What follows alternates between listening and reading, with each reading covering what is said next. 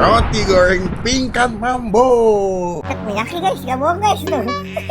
Nih bungkusnya gini banget nih, Mbak Pingkan nih. Oke lah kita coba ya. Tapi ini masih lumayan anget loh. Wanginya sih masih berasa gitu, kayak wangi-wangi habis dimasak gitu. Ini harganya roti goreng ayam itu 150.000, isinya 5 kalau nggak salah. Ini apa nih? Gue pesan 2 soalnya. Ada roti goreng, satu lagi ditunggu aja di video gue. Ini nih, roti goreng pingkan mambo. Waduh, 150.000.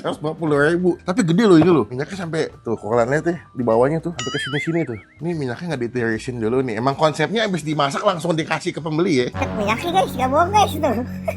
Udah gue nggak tahu ini apa ya. Ini panada apa roti goreng ya? Wanginya kayak ayam woku gitu. Buset minyaknya cok. Takis. Pakis bos.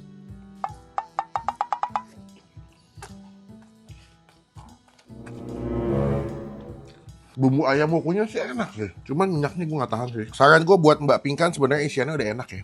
Cuman sayang gue nggak ngerti sih, kalau bisa sih ditirisin dulu lah biar minyaknya nggak ngumpul di sini. Dan mungkin nilai plus yang bisa gue kasih masih anget sih. Walaupun lokasinya agak jauh ya. Silakan, ada yang mau cobain nggak? Roti goreng ayam pingkan mambo. Takis bos.